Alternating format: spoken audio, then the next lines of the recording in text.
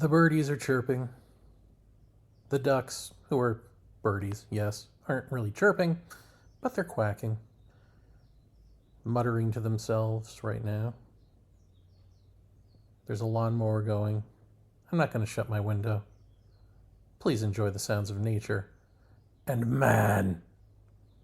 Speaking of nature and man, a couple episodes ago with Ken Wilber, I don't know if you noticed, but in the description, I put a fair use disclaimer. I was going to say warning, but I guess it's a fair use disclaimer about being able to use the audio clip of Ken Wilber speaking, that I have the right to do that as I am commenting on it for educational purposes, blah, blah, blah. I don't think Ken Wilber cares, or his integral people. It's an old clip. They clipped it themselves. They want it to be used. They want it to be discussed. That's what I did. But I put that on there because on the very first episode of Our Undoing It Radio this season, what are we up to, 12? For the very first time, I got a notice from Spotify, of all places. Spotify, the Joe Rogan can say anything he wants hack spot called Spotify, that their AI bot, whatever they've got going on there, believes that I may have been using or misusing without permission a third party's book. And so they were taking my episode down unless I contested it, which I did contest it because not only did I not read from a book, the only book I mentioned was my own, Kundalini and the Secrets of Silence, which I just published. So I explained that to him, that their AI reading bot algorithm thing was wrong. And so they put my episode back up. But just in case, I put that fair use disclaimer in the one episode where I actually did use someone's audio, and thankfully I got nothing. So that's still up there. But this is the magical AI that we've been told is going to save us all and at the same time take our jobs. I don't know how that works, but we're being advertised the two things at the same time simultaneously that cannot that kind of cancel each other out, you know. But apparently we're not supposed to look at that. But at least it takes our mind off of the Terminator and HAL from 2001 and all that sort of, you know, the warnings that we gave ourselves through sci-fi about AI.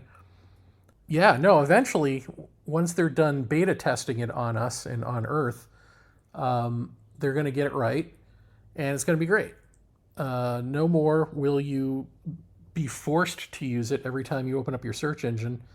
You'll want to use it because it won't just give you like kind of credible information mixed with maybe false information, mixed with maybe like a message to kill your grandmother for some reason. It'll just give you the information that you otherwise would have had to press a couple of buttons on your own to find without the instruction to kill anyone, and probably would have brought you to a decent site. But that's too much. That's too much work for us. So they're going to perfect that. They're going to perfect that too. On Facebook, I keep getting these ads in my Facebook Reels for some sort of AI girlfriend. And the ad is this, of course, buxom and, of course, initially blonde woman speaking to you, telling you that she could be your AI girlfriend, and she can be anyone you want her to be. She can look any way you want her to look. And as that same voice is speaking, she's morphing into different bodies of fake AI women with various bra sizes, but all of them still, I'm going to guess, D or more. But some of them have red hair, and some of them are brunettes, and she wants you to know that she can look any way you want her to, and she will shut up when you want her to, and she will attend to your needs. You can do anything you want with her. That's one of the benefits. And she will evolve with you. The more, I guess, you communicate with her, the more she creates a profile of you and spits back. Probably it's the only thing she's spitting out. the words that validate you in your life and coddle you and make you feel good about yourself. And of course, all of this, I'm assuming, is geared toward men, so it's really geared toward, your erection. And for that, I don't know. I don't know how that's evolving. Like, I don't know where we are in the beta test on that, besides the master beta. I guess it's a master beta test. I do know that for that prize, that life-changing, futuristic, the future is now prize we're winning right now, we are drying out lakes, rivers, and oceans. A 100 megawatt data center drinks 2 million liters of water a day. So that's not good, right? But it is good. It's great. It's our future. The future is now. The future is here. It's what we're doing. Also on Facebook, sometimes I don't get the AI female companion commercials, but I do get AI dog companion commercials. And it's really the same thing. You can have an AI dog that is any sort of cute little dog that you want it to be, but with the bonus that it doesn't make a noise. It doesn't bark. It just loves you artificially. So I like that the pattern of these things is that they shut up. Like, apparently we just want women to shut up and we want our dogs to shut up, and we just want to look at them. We want them to just tell us how great we are or to love us unconditionally. And hopefully only one of those we want to have sex with. I'm not going to say which one, just in case I isolate some of my audience even further. I don't know who any of you are. But for the AI dog, the other thing that we win is a massive dump of methane, because these AI data centers use methane-powered gas turbines. So, for instance, in southern Memphis, people can't breathe because of the smog from the Elon Musk data center. But that's worth it, right? I mean, surely for me to not have to own a dog, but still own a dog, it doesn't bark, it certainly doesn't need to eat. It's cheap. Not as cheap as a pet rock. I don't know why. I guess that's too physical. We don't want that. We want something that doesn't really exist at all. Okay. I guess the repercussions are just the repercussions, and we'll just have to live with that. It's the price we got to pay to no longer be a thread in the web of life, but be a cog in the machine. I guess that's what evolution is, right? The web of life kind of just is, right? It exists. We didn't invent it. We don't control it. But the machine keeps rolling forward, and so that's better. That's progress. That's evolution. We can control our own progress here. No slow roll of natural evolution for us, no sir. We're going to take that impulse into our speedy, greedy little hands. Even if the machine that we are becoming, that we are emulating, like all machines, is destined to break. Even though that's always going to be its finish line. It's going to be our finish line. It's really who gets there quicker, that's the thing, right? That's the thing about finish lines, is who finishes first. Probably the guy with the AI companion. But I digress. Oh, hey, speaking of Facebook, I've been perusing the Facebook kundalini pages, they're like forums with people in them who are all into the kundalini, Yeah, because I got to do some self-promotion. Or if they don't allow self-promotion, I got to talk to people and then pretend like I'm not self-promoting and then do the self-promotion that way. But it's not going so well. I got to tell you, I'm noticing a real difference between delusional people in ufology, which are the people I'm used to, and delusional people into something spiritual, quote unquote, like kundalini, which I'm not used to. And that is this. The people in ufology tend to, the people I pick on the most, I should say, because I don't bother with the love and light crowd. And maybe that's the problem, because the kundalini people are the love and light crowd, or so I thought, but somebody told me they're not love and light, they're a dragon. To which I said, my apologies, sir or madam. I thought I was conversing with an adult. Run along, child. I digress, as I'm prone to do. I pick on the disclosure people quite a bit because, well, they're low-hanging fruit, and I'm lazy.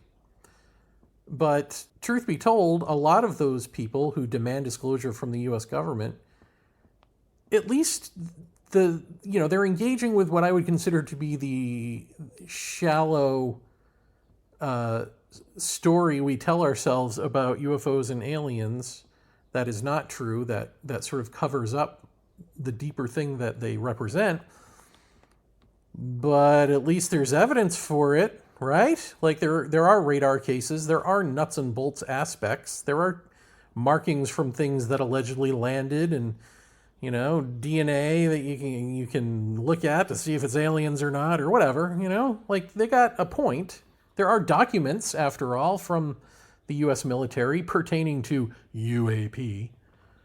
And it, certainly helps their case that Congress will hold like sham hearings with people like David Grush, who will present gobbledygook as though it's real secret information. And if he's going to tell you the really real secret of the secret information, you got to get him into a skiff that you'll never get him into unless you pay his fee.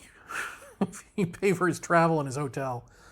But then I'm sure if they did that, if they were to pay his travel and hotel, there'd be another reason. Maybe his AI dog ate his homework, something like that. Nevertheless, point is, they've got their reasons. And while the story is bad, I can see why they would obsess over those details unless they did a little digging and saw that, actually, this cover story is really bad. Like the idea that this is aliens doing, relatively understandable scientific work here on Earth is actually silly. The thing that sounds most rational is, upon further examination, the silliest answer we can come up with. But it doesn't look like that. On the surface, like I said, it looks like the realest answer. And so they're kind of, I get it. I get why they would do it. I just think that they need to grow out of it. What I was not prepared for was the amount of people in Kundalini world who can't hear what you're saying because they're like not just adamant about the information they have because they don't really have a rational leg to stand on. They don't have documents and stuff. They're just kind of in a cult and they don't know it. It's kind of like QAnon before QAnon, right? Like they probably went into some sort of new age YouTube, maybe workshop rabbit hole, right? Maybe they did some weekend retreats or something, some meditative stuff, and lo and behold, everything is Kundalini to them. One woman actually wrote on there that she was having heart palpitations, and she went to her doctor, and the doctor wasn't quite sure why she was having heart palpitations, and so she wanted to know if that was a sign of Kundalini, and I hope she just keeps going to the doctor. We don't need, but of course there are going to be plenty of people who are going to tell her, oh, yeah, of course it's Kundalini. It's opening your heart chakra. That's not you dying from too many Cheez-Its. That's your heart opening up. Not exploding, opening up. Let it in. But this is what I found, and I found this by simply writing a post. And the reason I wrote the post, actually, I'll back this up. I wrote a post in there because one of the moderators was actually telling somebody, what are you talking about? Like they were challenging someone and saying, what are you talking about? You don't know what you're talking about. And then everybody was kind of crapping on this moderator, saying, who are you to say? And so I chimed in with my 2 cents, which went something like, if you've ever actually were Kundalini alive, you would never say it's my Kundalini, because everyone likes to say my Kundalini awakening, my Kundalini whatever, my Kundalini energy. And I said, you would never say that in a million years. I don't think I said much more than that. I mean, I didn't say anything horrible. I think I put a bunch of E's on ever. If you ever Or nobody would ever say that in a million years, you know. What an outrageous, harmful claim to make, that you would never be possessive and have ownership over that which transcends and includes you. I know. It's tough. It's tough to hear those words when you want to own an energy that isn't even existing for you. But I guess maybe they caught on to my skepticism largely about all of their claims. I don't know, but they began a pile on, the likes of which I have not seen in such a short amount of time in a forum full of strangers like that. So that was interesting to me. And the pile on was, of course, the sounds like your ego talking. Like I'm literally talking against your ego. Sounds like your ego talking. Sounds like someone needs to do some work. You know, all this sort of stuff. Someone saying, if you want to come in, we're all here to learn. So if you want to teach, you've got to take a better tone. Like they want to be coddled. These adults want me to coddle their baby brain. That's what they want. They want to be coddled. They don't want to learn. They don't want to know anything. They're certainly not going to trust me. Why would you trust this stranger when you can trust the strangers that you've read in books? Other books. I mean, I've got books, right? But they're not reading my books. But there are, I mean, I'm sure they're not reading ye old texts. That was the moderator's point, is like, you know, kundalini is a very specific thing. It's, ancient India, blah, blah, blah.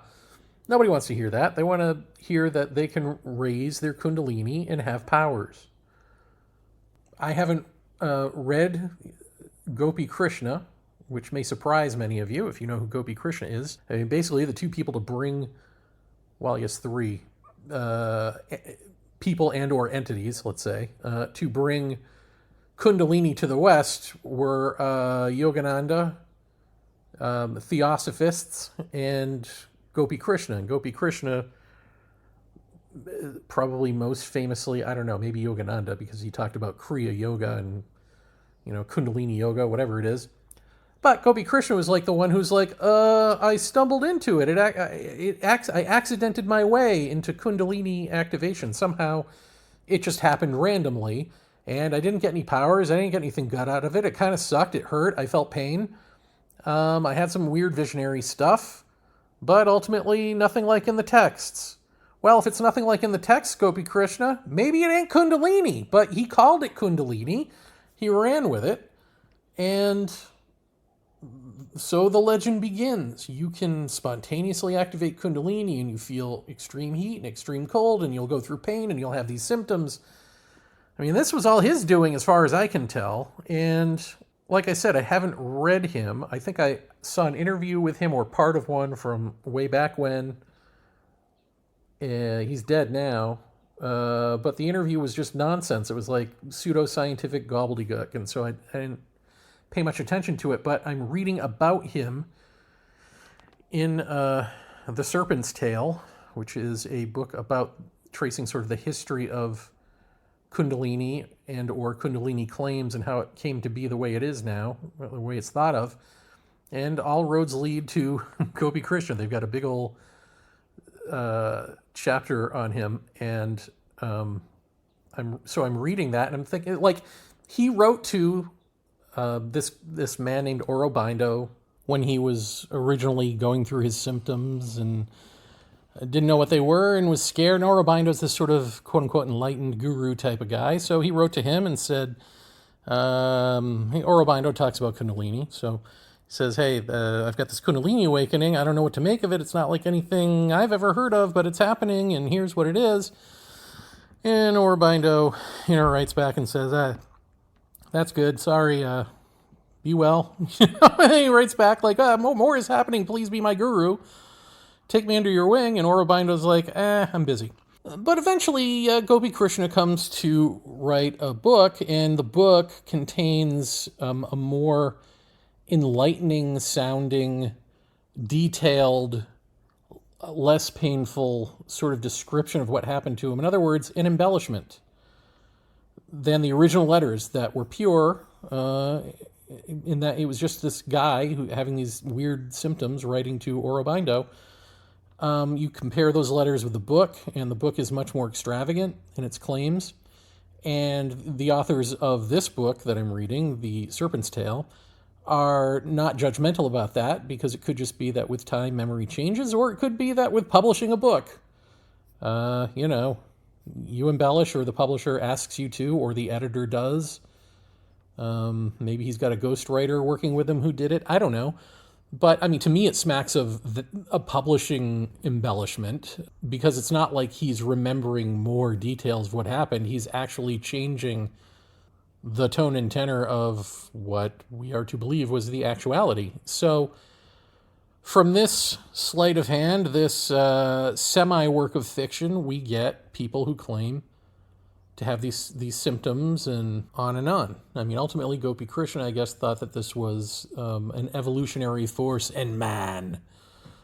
So even though he didn't experience those powers, I guess somebody else will. I don't know. Yogananda claimed to. Yogananda made all kinds of crazy claims. And the Theosophists, they put a sort of Christianized stank onto it. And so you look at this amalgamation of stuff, of this yoga, these claims of symptoms, the Christianized filter through which we view this, and you get what you get. You get a bunch of New Age mush. So that's true to the Kundalini subject specifically, but just in general, I've often asked, even on this show, and always wondered, like, what is it that people get out of saying things like density and fifth dimensional and vibes, these words that they use in the New Age? And then it just struck me in dealing with people on this forum, oh, I get it. These aren't just like one-offs that some people use and they like the sound of them, This is their own coded language. This is, kind of duh, right? Like at this point, maybe you're way ahead of me on this, but for some reason, the obvious thing didn't strike me, that this is actually a coordinated, coded language that it doesn't just make you feel special speaking it, but it tells you who the in crowd is. It brings you your people, your tribe. It's, in another way, something that scientists do when they use their big Latin verbiage to name things when they're not naming things after themselves, right? Like, it's speaking a coded language that tells you who's in your group and who's not. And it's exclusive. And so for these people who claim to be spiritual, on a spiritual journey, or enlightened, they sure do love to speak an exclusive language that alerts them. It's a warning system. So when people like me come along, they know, like, oh, this guy might be judgy. This guy might not validate every baby brain thing that comes out of my mouth. This guy might not leave me with a smile on my face. Uh-oh. We like Jesus. We don't like the whacking stick of the Zen master. Not that I'm a Zen master, but I'm not Jesus either. So, you get what you get, and it's a message board. So sometimes you get this guy. But again, I find it interesting to compare this with the even the disclosure people. Like I can guarantee you I would have an easier time convincing a disclosure person to buy one of my books about my own so-called alien experiences, simply because there are a lot of them are so obsessive they want to own everything in ufology, regardless of what it says. But B, because they do want to see if there's something there that's worth their time, something they can latch onto, even if it's not necessarily because they want to learn something new, and I'm sure there's that too, but sometimes people, they just want to read the thing that doesn't validate them necessarily, but if they can twist it in their brains to make it validate them and edit out everything else, they'll do that. I don't even get the sense of that with the Kundalini people. I get the sense that they just purely want the coded language spit back at them over and over and over again, just regurgitated and reiterated, or they ain't buying it.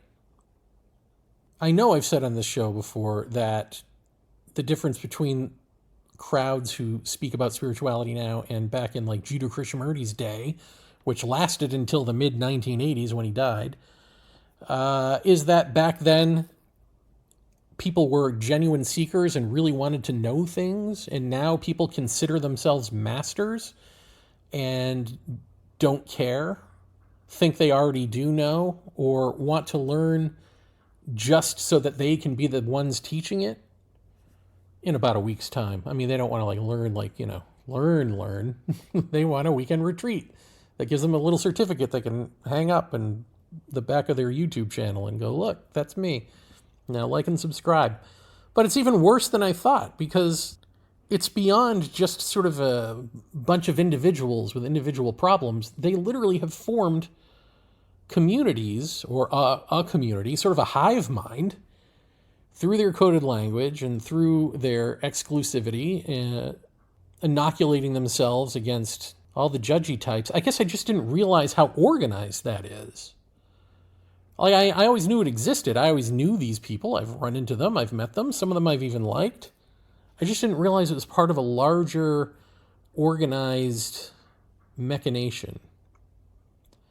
Like, again, if I compare it to ufology, in ufology, Jeff Ritzmann and I and Emma Woods and Carol Rainey and Jack Brewer and Tyler Koch John, we all got our butts handed to us, and Jeff and I specifically were sort of blacklisted, and Emma too, obviously, from ufology because we spoke truth to hypnosis, to the fallibility of hypnosis.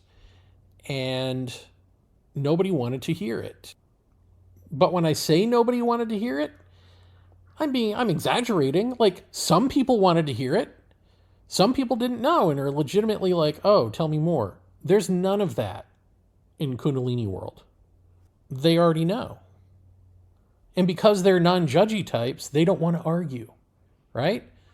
Like in ufology, somebody may at least fall into the trap of wanting to debate us about facts, Like, where are your facts? Show me your facts. There's never going to be a show me your fact in the Kundalini world. It's all going to be like, you said every with like 5, 6 E's.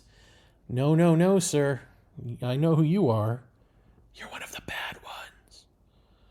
They're more like fundamentalist Christians. They can smell a sinner when they put their little snouts in the air, right? And a sinner is anyone who, well, they would say disagrees with them, but I would say who knows better. And again, in ufology, if I were to say I know better, somebody may challenge me and be like, who are you to say that? Why don't you show me your proof, Mr. Wise Man, huh? Well, Mr. Egoic Center, huh? They would ask for that, and then I would, and I'd be, here you go. But I don't even get that here. I just get like ego. No questions why. Like, why are you saying every with 18 E's? Why are you so mean? As to write a definitive statement about something that we all think is up in the air and mushy, except for the definitive statements that we make about it, which are based on, well, nothing.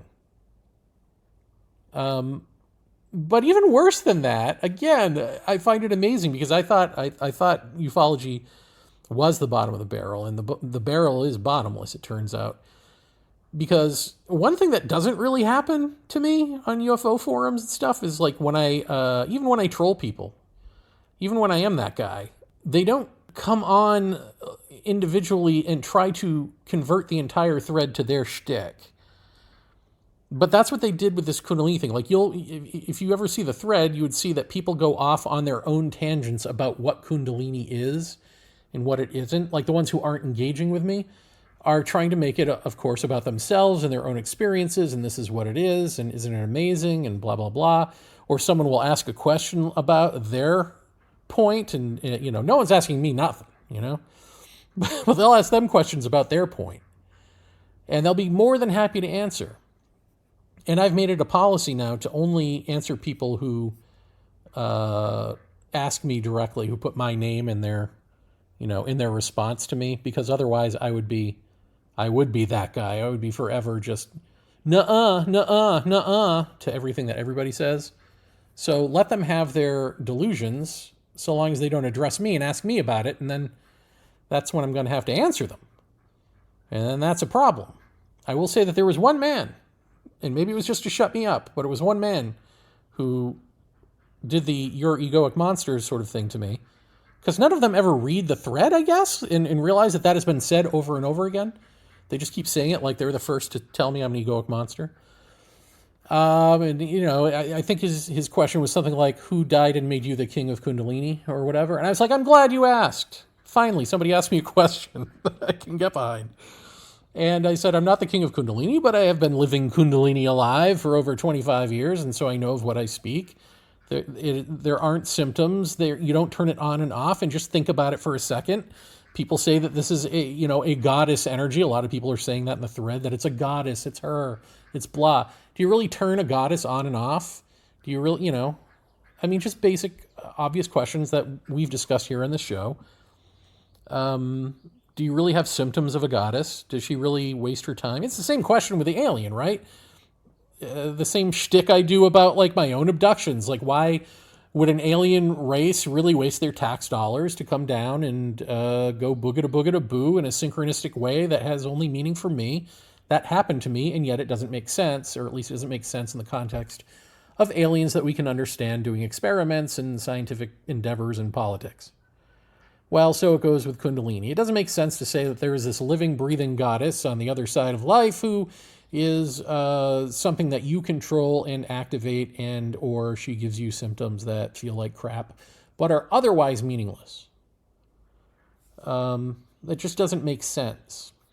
And so when I said basically all of that, he said, okay, thank you for your perspective, which I'm going to try not to be cynical and take to mean, thanks for your time. Next! But that probably is what he meant. But still, I'll take the win. I had a legit exchange with somebody who was, skeptical of me. So anyway, I just thought I'd throw that out there. It's funny because all of this is on Facebook, where you can find AI companions. And man, if anyone needs some artificial lovin', it's these people. I don't know how I'm going to promote this book, folks. I don't know how I'm going to promote this book. I've often said I am an author without an audience, or a speaker without an audience. And boy, it's never been more true than now. I mean, I've got you, and I thank you. But in terms of like trying to break into a market, a quote unquote market, or just break into a people with this specific interest, I don't see it happening because they really aren't interested in it. And this is where we are with our spirituality. It's right where we began. We Westerners. With the me. Otherwise known as me. It reminds me of the age-old question I made up just now, which is, who needs artificial intelligence when our intelligence is already this artificial?